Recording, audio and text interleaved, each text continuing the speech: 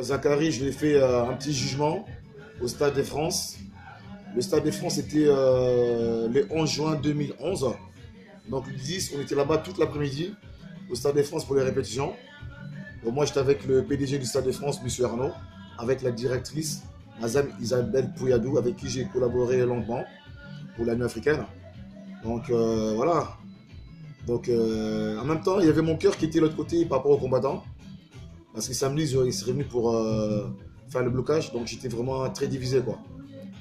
J'étais partagé en fait, quoi. J'étais partagé entre les combattants et puis la Nuit africaine. Mais je vous dirai après, quoi. Donc la fin des fins pour ça. Zachary, je lui ai fait son jugement au Stade de France. Après, il avait peur, hein. Il avait peur et tout. Et puis voilà, quoi. Il m'a dit, je lui ai juste dit, tu présentes le Stade de France, mais il ne faut pas après créer victoire au pays, après qu'au fin combattant. Oui, j'ai présenté le Stade de France, nana. Parce que c'est moi qui t'a mis là, c'est pas quelqu'un d'autre qui t'a mis au Stade de France. C'est moi qui a décidé. Donc, garde la pêche, frère. Pas d'insulte contre les combattants, quoi. Il m'a dit, mon petit, il n'y a pas de problème, je ne dirai pas ça. Je ne créerai pas victoire, quoi. Voilà, quoi. Parce qu'il connaît mes frères au pays. Hein. Mes frères, c'est pas n'importe qui, quoi. C'est pas des PD, mes frères au pays. Hein. Ils sont là, ils sont dans la place, quoi. Ils représentent. Voilà, quoi. Moi, aujourd'hui, si on me fait du mal aussi, mes frères, ils sont là-bas. Hein. Voilà, et puis moi aussi, je suis là aussi, quoi. Je suis dans la place aussi, quoi. Ma famille là-bas, mais moi aussi, ici en France, je suis très, très présent. Je suis bien structuré dans tout. Quand je dis dans tout, quoi. Voilà, quoi. Maintenant, ma match à la main, on a vraiment... Faute Inae, hein. Je la prenais pour ma mère. Elle a déconné. Bon, je vais vous dire pourquoi je l'avais puni, en fait, quoi. À l'époque, ma match à la main, quand elle arrivait, c'était en 2000, je crois 2009, 2010. On s'est rapprochés, on est devenus très proches et tout. On ne se quittait pas matin, midi, soir et tout. Elle a vu mon niveau, mon CV, mes réseaux. Après, elle m'a demandé d'être son manager, quoi. Et puis moi, c'était un plaisir. Hein. C'était ma match à la main. Depuis mon enfance, j'écoutais sa musique à travers ma mère. Donc, j'étais bercé par sa musique. Elle et maman Bilabel. Et voilà, moi, c'était un plaisir pour moi, quoi. Donc, de manager mon match à la main. Parce que j'ai jamais voulu manager des artistes congolais par rapport au comportement. Parce que j'aime pas trop le comportement de certains artistes congolais de Kinshasa. Pas d'Europe, hein, parce que l'Europe, c'est un peu différent. Donc, mon match à la main, c'est maman, pour moi, c'est ma mère. Et puis voilà, quoi. C'est la génération de ma mère. Et puis, elle a le même âge que ma mère, en fait. J'ai accepté. On a fait les papiers, tout ça pour les contrats. Elle avait un concert avec Vieux Lumbu, Ricardo Lumbu. Ces concerts, j'ai mis ça en place avec Vieux Lumbu. Ça avait marché. Par ma force aussi. On a fait tous les contrats et tout, tranquillement. Après, on traîne ensemble et tout. On est ensemble, madame, midi, soir ensemble et tout. Voilà, quoi. Et un jour, ma match à la Mona, c'était un choix, je sais pas c'était quel jour, un vendredi. On s'appelle à quelle heure? Je l'appelle à 23 h. On est resté pendant 40 minutes au téléphone. On a discuté pendant 40 minutes au téléphone. Comme le fils et sa mère, quoi. On a parlé. Après, on me dit, mon fils, appelle-moi demain vers 9 h et tout. Comme ça, on se voit dans la journée comme prévu, quoi. Je dis, ok, maman, vas-y, bon, bonne nuit, repose-toi bien et tout. Et on se voit demain. Et le matin, je l'appelle en tant qu'un enfant intégré à Poto. J'appelle maman vers 9 h30, 10 h. Le téléphone, il sonne, ça ne répond pas. Je dis, mais c'est bizarre, ça, elle ne répond pas.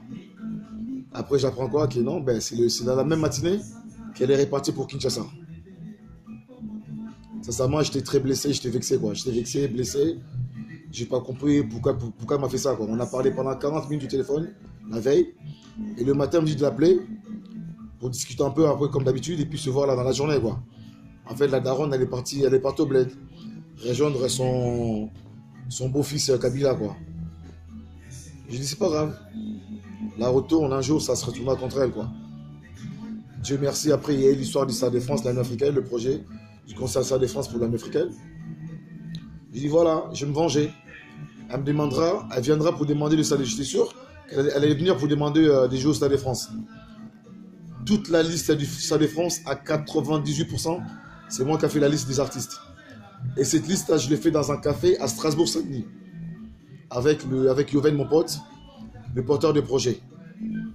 C'est-à-dire la liste, je l'ai fait dans un brion, comme dans un ghetto, quoi. Stade de France, J'ai mis Werason, j'ai mis un tel. Après, j'ai appelé Capessa. Capessa, je l'ai présenté à Yoven. Après Yoven, il a ramené Capessa au Stade de France. Quand je dis Capessa pour vous, mais c'est mon papa aussi. Hein. Papa Capessa, quoi. Papa Swan. On a fait le projet et tout ça tranquillement. J'ai dit à papa Capessa, j'ai dit papa, moi j'irai pas au Stade de France. Toi tu vas. Comme ça, tu mets tout en place, mais je resterai au bureau pour mettre tous les projets en place. Après, Yoven, dans le CC, m'a dit non, Daddy, il faut que tu viennes au Stade de France pour voir le PDG et puis la directrice que je te présente. Je fais Yoven, ça ne m'intéresse pas. Franchement, je vais tout réaliser pour vous, mais ça ne m'intéresse pas d'aller au Stade de France. On verra ça plus tard, quoi, tu vois. Après, moi, je suis dans mes délires et tout. Mais je resterai au bureau de Capessa pour tout mettre en place. Quoi. Je travaillerai pendant une année pour mettre ça en place. C'est ce qui s'est passé, quoi. Moi, j'ai travaillé dur. Je faisais 3 jours sans dormir et tout. Et puis, il s'avère après qu'Apessa, il a un petit souci. Je me suis retrouvé après au Stade de France avec la directrice Isabelle Pouyadou. On a tout mis en place et on a réalisé le projet, quoi. Mais Tchalamona n'a pas joué parce que, voilà, pour moi, la maman, elle est très mauvaise, quoi. Elle est pas bon du cœur. Pour moi, elle n'est pas bon du cœur, quoi. Parce que je la prenais pour ma mère. Je croyais que j'étais son fils adoptif. Mais elle a mal joué, elle s'est foutue de ma gueule et puis voilà. Elle a été punie, voilà. Voilà quoi, c'est tout. Mais il y a ses collègues qui ont joué. Il y a Oumou Sangare qui a joué, Maman Passance Dabani qui a joué. Elle n'est pas rentrée dans l'histoire de la nuit africaine, quoi. Donc c'est raté pour elle. Voilà. Et pour vous dire aujourd'hui, la musique africaine ici en France, c'est le sniper, c'est moi, Daddy Bear qui contrôle ça. Personne d'autre. Pourquoi je vous dis ça? Parce que la veille du Stade de France, le PDG m'a demandé de ramener un nouveau projet au Stade de France africain. Je lui ai dit, j'avais pas le temps, quand je serai prêt, je viendrai plus tard. Maintenant, je vais faire plaisir aux combattants congolais qui ont milité pour que le Stade de France ne puisse pas aboutir. Le Stade de France a fait, comment dire, il y a eu un échec, il devait avoir en fait 45 000 personnes à 65 000 personnes pour que ça soit une réussite. Mais tellement que les Congolais, ils ont milité pour boycotter le Stade de France, ils avaient réussi leur combat en fait. Le Stade de France n'a fait que 25 000 personnes. Donc les combattants, votre cause a marché pour le Stade de France. On avait fait que 25 000 personnes. Au lieu de 45 à 65 000 personnes. Il n'y aurait pas les boycotts congolais et les boycotts ivoiriens côté Gbagbo. Il y aurait 80 à 70 000 personnes au Stade de France. Donc vous avez pas, malgré ça joué, vous n'avez pas échoué quand même, quoi. Donc votre cause a été considérable au niveau de la nuit africaine, quoi. Voilà quoi, tout ce que je peux dire, quoi. Maintenant au niveau du pays, Mbemba est libéré, il y a Félix, il y a Moïse. Moi, en tant que patriote, j'espère qu'ils vont se mettre ensemble pour faire avancer le pays, quoi. Il ne faut pas qu'ils mettent d'abord leur parti politique, le MLC, les UDPS, je ne sais pas, le parti de Moïse, je ne sais pas c'est quoi. Ils doivent s'unir, faire un gouvernement de transition, je ne sais pas comment on appelle ça. Pour d'abord trouver une solution pour mettre la paix au pays, pour faire avancer notre pays sur les plans social, santé et éducatif. Et puis, il faut aussi faire un service militaire pour que ce pays-là soit protégé parce qu'on a 9 frontières. Et c'est très dangereux. Un pays qui a 9 frontières, c'est vraiment très dangereux. Voilà les conséquences. On a été envahi au niveau de l'Est. Donc vraiment, les gens qui vont prendre ce pays au contrôle, Mbemba, Moïse, Félix, il faut mettre un service militaire. Il faut réveiller la jeunesse. Et nous, maintenant, les Congolais, on doit militer contre toute publicité de la débauche sur les bières, les primus, dans un concert et tout. Tu vois les musiciens, ils sont sur les podiums avec des bouteilles de bière, des primus, des scoles, en train d'inciter la population, la jeunesse à boire de la bière. C'est pas normal. On ne peut pas faire la pub comme ça devant une population comme ça. Ils inciter à la jeunesse à boire de la bière comme ça. C'est pas normal ça. Ça, c'est tuer une jeunesse, ça. Pourtant, ces gens-là, leurs enfants, ils sont aux États-Unis. Hein. C'est des licenciés, on voit ça maintenant. Oui, mon enfant a eu sa licence de droit, licence je ne sais pas en quoi. Et les enfants des autres, alors vous pensez à eux ou pas? Vos musiciens congolais qui sont là-bas au Congo, là-bas, là. Vos enfants, ils sont bien. Moi, je suis fier, moi. Quand j'entends l'enfant de Wera a été licencié à Chicago, je suis fier. Ça me fait plaisir parce que je sais que c'est choix exaucé. Ils vont au pays, ils vont faire des choses au pays, ces enfants-là. Les enfants des JB, je suis fier, moi.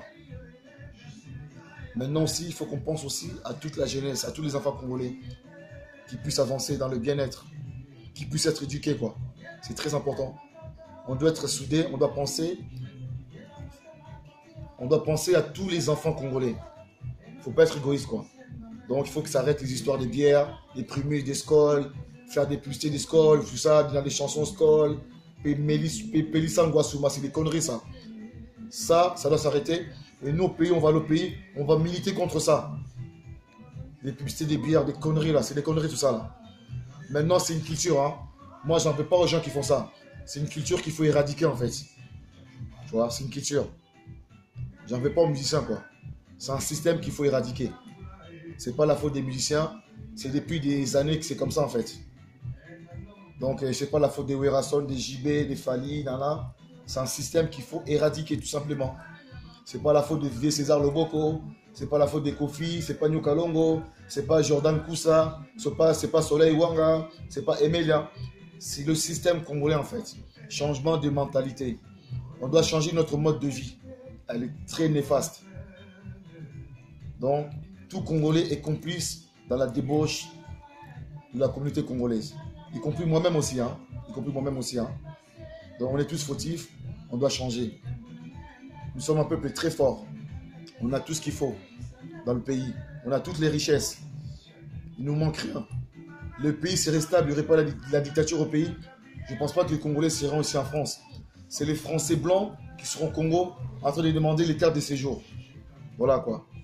Maintenant, peace and love à tous les Congolais, à tous les combattants, Ngeta, à tous les frères combattants d'Angleterre, du Canada, États-Unis, Suisse, Belgique, Allemagne, Suède, Angleterre, j'ai déjà dit l'Angleterre, États-Unis, Afrique du Sud, des grands combattants là-bas. Vraiment, peace and love. Et mon artiste qui est là, César Loboko, un grand combattant militant. Il a fait un choix pour le pays. Il a préféré défendre son pays, il n'est plus allé au pays, quoi. Jusqu'à ce que ça se libère. Dieu merci. On a un homme fort qui vient d'être libéré, Mbemba. Maintenant, il faut demander l'union de tous les combattants du monde pour descendre au pays, quoi, pour faire des bonnes choses. Voilà, quoi.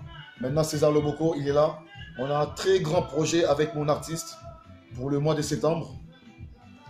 Je vais le mettre au studio Grande Armée chez mon ami Zach Hanoun, Grande Armée. Il fera un maxi single world avec des artistes internationaux. Je ne dirai pas les noms, ça sera une surprise. Ce sera pour le mois de septembre, quoi. Ça va être dur, ça va être sale. Donc, attendez-vous en septembre, César Loboko, au studio Grande Armée. Donc, à vous de voir pour les dédicaces et tout. Et puis, voilà, quoi. On est ensemble.